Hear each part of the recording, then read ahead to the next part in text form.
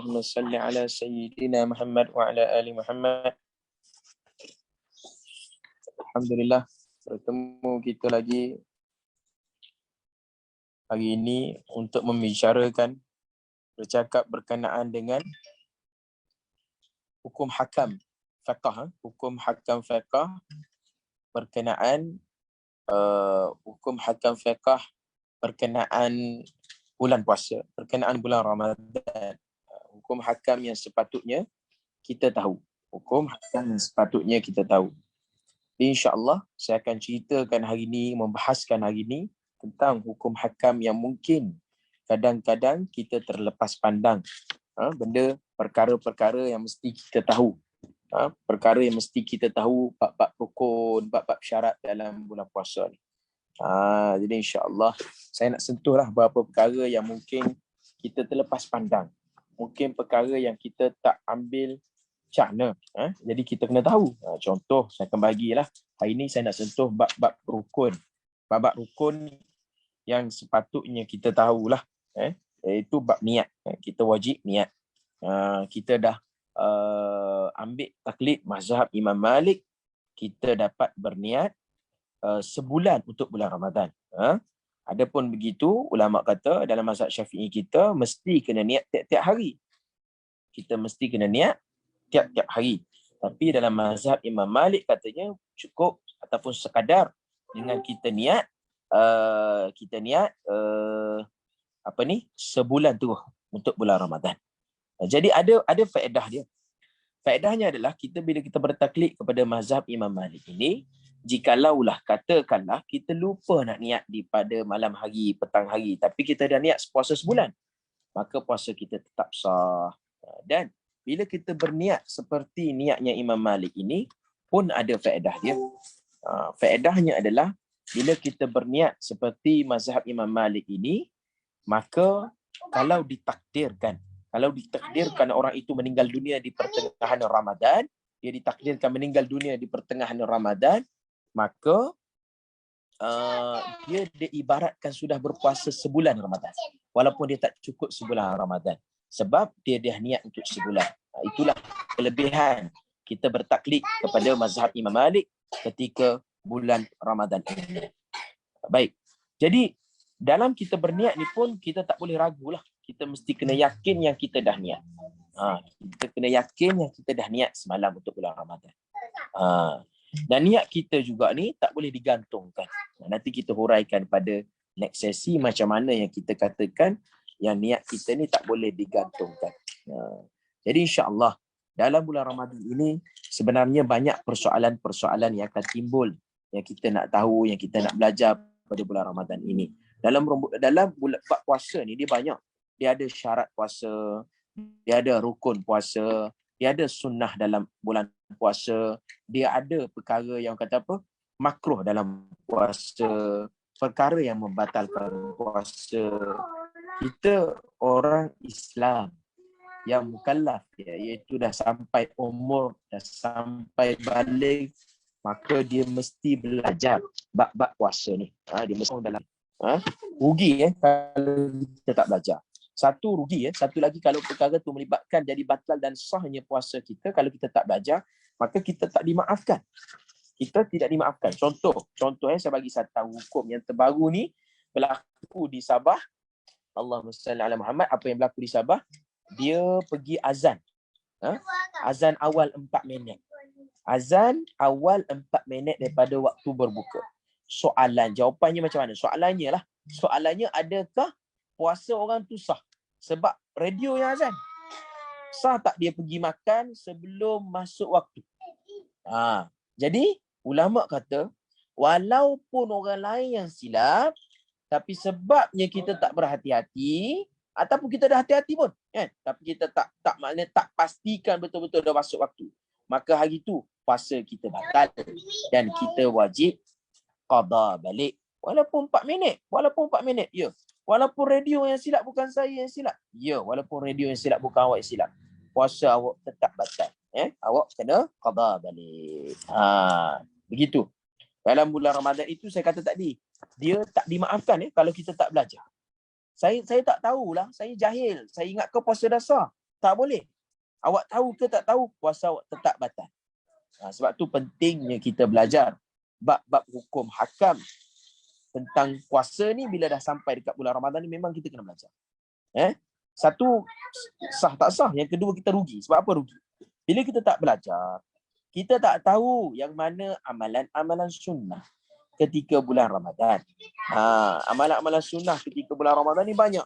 Contoh, kalau kita nak sentuh, kita cuba ambil beberapa bab yang kita nak sentuh tentang yang kita kata kalau kita buat tu boleh mendatangkan sunnah dalam bulan Ramadan ini. Saya kongsikan dengan anda semua hari ini. InsyaAllah, moga-moga dapat ambil manfaat tentang perkara-perkara yang sunnah dalam bulan Ramadan. Contoh, menyegerakan berbuka. Kita kena segera berbuka puasa. Jangan tangguh. Janganlah pergi solat dulu. Nak solat dulu, itu lebih afdal. Tapi sentuhlah kurma sikit, minum air sikit, solat maghrib dulu. Sebab apa? Kita tak nak terlepas daripada sunnah-sunnah pada bulan Ramadan, iaitu segera berbuka. Tapi ni penting belajar. Tengok pentingnya kita belajar. Orang tanya, Ustaz, nak buka puasa ni betul lah berbuka tu sunnah, nak makan apa mula-mula? Ni kita kena belajar. Sebab berbuka puasa di awal, menyegerakan berbuka puasa tu, itu satu sunnah. Tapi nak makan apa buka puasa tu sunnah yang berbeza. Sunnah lain pula. Tadi ada 5 guideline lebih kurang. 5 catat 5. Yang pertama apa? Kita kalau boleh buka dengan 3 biji kurma. Jika tak ada, ulama kata tak apa, buka dengan 1 kurma. Dah mencapai sunnah dalam berbuka puasa. Tak ada juga. Tak ada juga kurma. Maka ulama kata sunnah Nabi kita ni buka dengan air Zam-Zam. Rumah saya tak ada air Zam-Zam, tak apa, buka dengan air biasa. Tu yang ketiga. Air biasa pun tak ada. Rumah saya tak ada juga air biasa. Ada apa? Makanlah makanan manis yang tidak dimasak. Ni step number 4. Step number 4, makanlah makanan manis yang tidak dimasak. Rumah saya ni tak ada juga makanan manis yang tak dimasak. Ada makanan manis yang dimasak. Boleh. Itulah makanan manis yang dimasak adalah darjat yang kelima. Kalau hari ni kita pergi beli dekat kita pergi beli dekat bazar Ramadan, makanan-makanan manis, macam-macam kuih. Itu makanan manis yang dimasak. Kalau kita buka puasa, kita pergi makan dengan makanan manis yang dimasak tadi, itu dah darjat yang kelima, tuan-tuan dan puan-puan. Itu dah darjat yang kelima. Rugi. Kita meninggalkan sunnah Nabi, sedangkan kat rumah kita ada kurma. Tapi kita betul-betul terliur lah nak makan kuih tu, kita pergi makan kuih tu. Maka sudah hilang satu sunnah. Dia tak hilang sepenuhnya, tapi hilang kesempurnaan sunnah dia panggil. Hilangnya kesempurnaan sunnah. Sebab kesempurnaan sunnah adalah makan kurma 3 biji. Tapi kita pergi sentuh kuih. Contoh kuih apa?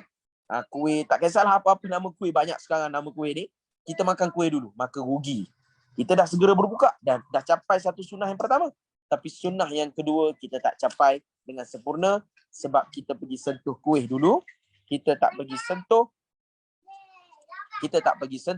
Allahumma salli ala Muhammad. Kita tak pergi sentuh kurma. Rugilah. Tak pergi sentuh tamar, rugi. Jadi yang berada dengan saya pada hari ini dapat sesuatu tak? Dapat belajar sesuatu tak tentang amalan sunnah ketika bulan Ramadan ni?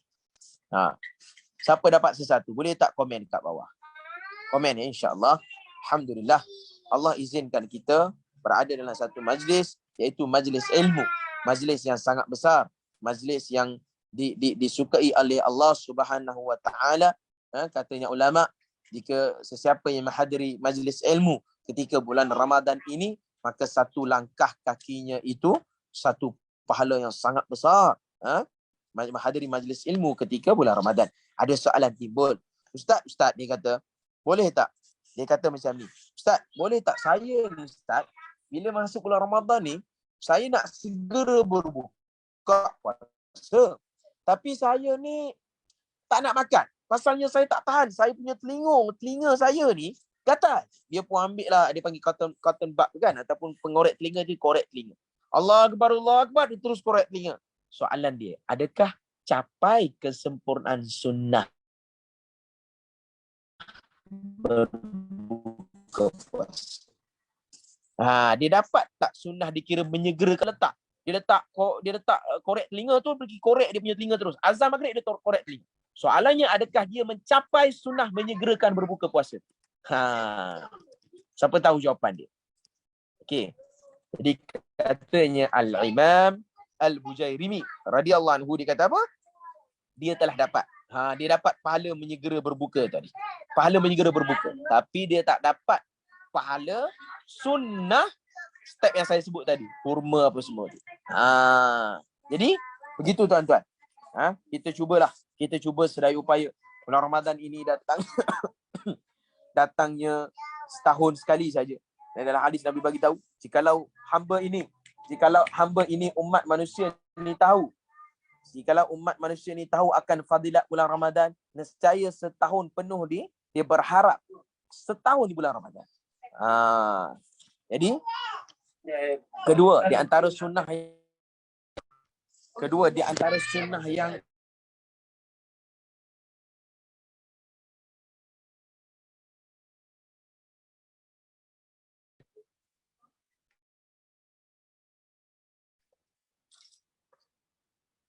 baik.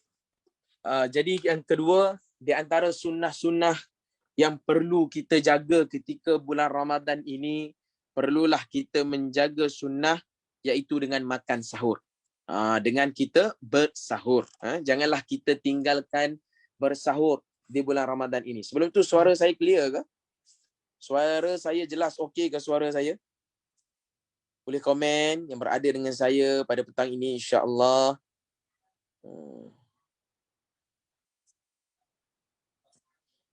Baik. Jadi sahur ini adalah satu perkara yang sunnah Nabi. Satu perkara yang besar. Dalam sebuah hadis Nabi SAW bersabda, bersahurlah kalian kerana sesungguhnya dalam sahur itu terdapat keberkatan. Terdapatnya keberkatan dalam sahur ni. Ini hadis riwayat Bukhari dan Muslim ya. Nabi bagi tahu lagi, bantulah, Nabi kata. Bantulah apa? Bantu puasa. Bantu puasa kalian dengan cara tidur siang. Dengan cara tidur siang agar dapat bangun beribadat pada malam hari, dan dengan makan sahur agar dapat berpuasa siang hari. Jadi Nabi bagi guideline kat kita. Nabi kata puasa kita ni dapat dibantu dengan apa? Dua perkara. Pertama, tidur siang supaya dapat beribadat malam. Yang kedua adalah dengan makan sahur. Dengan bersahur. Tuan-tuan, tidur siang ni pula, kalau kita tidur daripada Zuhur tu sampai dekat asar, lepas asar sambung pula, sebelum Zuhur pun tidur juga, maka hukum dia makruh. Tidur banyak di bulan Ramadan ini, hukum dia makruh. Sebab apa? Sebab Ramadan ni, faedah Ramadan ni sendiri adalah untuk apa? Untuk memperingati juga, salah satu dia untuk ingatkan orang susah tak boleh makan. Iaitu untuk rasa lapar. Kalau kita tidur bangun-bangun dah azan maghrib, tak rasa lapar tuan-tuan, maka hukum dia makruh. Tengok, dalam bulan Ramadan ni, banyak kita kena belajar tu. Sebab kita akan bertemu banyak perkara. Oh, macam ni sunnah. Oh, macam ni makruh. Oh, macam ni batal. Banyak. Contoh, ada ulama kata, tadi saya mengajar saya juga mengajar dekat slot di Molek FM, radio. Saya mengajar bab perkara yang membatalkan puasa. Perkara yang membatalkan puasa, contoh yang kita mungkin terlepas pandang. Dia tak batal puasa tu sendiri. Semua ustaz dah ramai cerita pasal batal puasa. Saya nak cerita pasal apa? Batal pahala puasa. Puasa tak batal. Contoh, apa? Contoh. Datanglah satu perkara dekat Facebook kita. Kita pun tak pasti benda tu betul ke tak. Kita pun share. Rupanya perkara tu tipu. Rupanya perkara tu bohong. Maka ulama kata, dah batal pahala puasa dia. Sebab apa? Pergi cakap bohong. Bila orang tu bercakap bohong, bercakap tipu dalam bulan Ramadan, maka pahalanya gaib, tak ada pahala lagi. Puasa tu sah. Puasa sah. Tapi yang tak adanya adalah pahala puasa. Ini kita kena belajar tuan-tuan. Nabi bagi tahu dalam sebuah hadis, Allah ni tak perlukan puasa kita kalau hanya sekadar meninggalkan makan dan minum, tapi mulut kita kotor, mulut kita keji orang, kata orang, menghina orang, mengumpat orang. Dalam hadis Nabi bagi tahu, aku tak perlu pun puasa ni. Allah bagi tahu dalam hadis Nabi, aku tak perlu pun puasa yang hanya meninggalkan makan dan minum sahaja, tapi mengkeji orang, mengkhianati orang, mengumpat orang. Allah kata tak perlu pun puasa kita. Allah Rabbi. Moga-moga Allah Subhanahu Wa Taala menjaga kita, mulut kita daripada kita mengata orang. InsyaAllah. Contoh lagi di antara sunnah-sunnah, kita sambung lagi bab sunnah. Dalam bab sunnah ni kita menjaga, kita sambung lagi, iaitu memberi makan. Dalam bulan puasa ni kan, orang berebut-berebut. Kalau di Mekah, Madinah, kita kalau bulan Ramadan kan, kalau kita pergi Mekah dan Madinah ni bulan Ramadan, memang kita tak perlu langsung beli makanan. Dia berebut. Tahu tak dia berebut macam mana? Dia tarik tangan kita suruh duduk makan tempat dia sediakan. Dia tarik. Sebab ramai orang nak sponsor. Di bulan Ramadan ni ramai orang pergi makan dekat Mekah dan Madinah di masjid. Daripada saf pertama sampailah hujung masjid. Ada je orang bagi makan. Dia minta kita duduk. Dia macam booking tau. Orang Arab ni dia berebut. Saf ni aku nak bagi makan. Sampai tahap tu. Berebut-berebut. Dia tarik tangan kita minta duduk. Duduk. Duduk kau. Aku nak bagi makan. Sebab apa? Dia yakin dengan hadis Nabi. Makin dengan hadis Nabi. Barang siapa yang memberi makan atau minum kepada orang yang berbuka puasa, maka dia mendapat pahala sebagaimana pahala orang yang membebaskan budak, dan sebagai penghapus bagi dosa-dosa dia. Dan barang siapa memberi makan kepada orang puasa sampai kenyang, maka amalan tersebut akan menjadi penghapus atas dosa-dosa dia. Hapus dosa ni, bila orang makan hapus dosa kita. Dan Allah memberinya minum dari telaga Hud, telaga Nabi kita ni. Siapa yang minum tu tak akan dahaga sampai bila-bila dah. Dan juga akan mendapat pahala puasanya tanpa terkurangi pahala orang yang memberi makan, orang yang diberi makan. Maksudnya, apa orang berebut di Mekah Madinah bagi orang makan? Sebab bila dia bagi tu orang tu duduk di Mekah Madinah, amalan digandakan 100,000. Dia pun bagi makan pula. Allah, berbilion pahala dia hari tu sehari dia bagi makan di Mekah Madinah. Sebab dia pahala orang tu puasa pun dia dapat. Orang tu pula puasa di Mekah dan Madinah. Dah berganda-ganda dah. Dia bagi makan di Mekah Madinah berganda-ganda pula. Maka pahala di situ berbilion-bilion. Cukuplah. Kalau Allah jaga kita, Allah beri rahmat kita pada bulan Ramadan ini untuk kita masuk syurga Allah SWT. Ulama kata, barang siapa yang bahagia, happy dengan masuk bulan Ramadan ni, maka syurgalah baginya. Juga dalam bulan Ramadan ini, kita kena jagalah solat tarawih. Ini antara satu sunnah Nabi kita. Nabi ni jaga solat tarawih. Suruh sahabatnya solat tarawih. Dalam sebuah hadis Nabi bagi tahu, man qama ramadana imanan wa ihtisaba ghufira lahu ma taqaddama min dhanbih. Barang siapa yang mendirikan qiyamul lail, iaitu tarawih. Tarawih ni pun qiyamul lail dah, tuan-tuan. Kerana iman. Maknanya percaya, yakin sungguh bulan Ramadan dengan fadilahnya. Dia yakin, itulah iman. Dia yakin Allah nak beri dia pahala, dia yakin Allah nak beri dia syurga, dan juga dia mengharapkan redha Allah. Iman dan mengharap redha Allah, maka akan diampun baginya dari dosanya yang telah lalu. InsyaAllah setakat tu dapat sesuatu ke?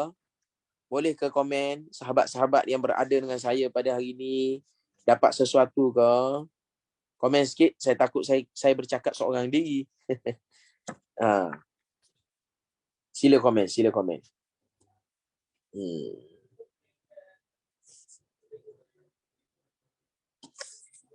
komen. Boleh komen? Dengar ke? Jadi,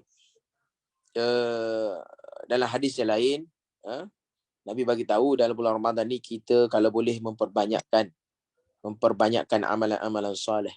Dalam sebuah hadis Nabi bagi tahu, sumtus saimi tasbihun wa naumuhu ibadatun wa du'auhu mustajabun wa amaluhu mudha'afun.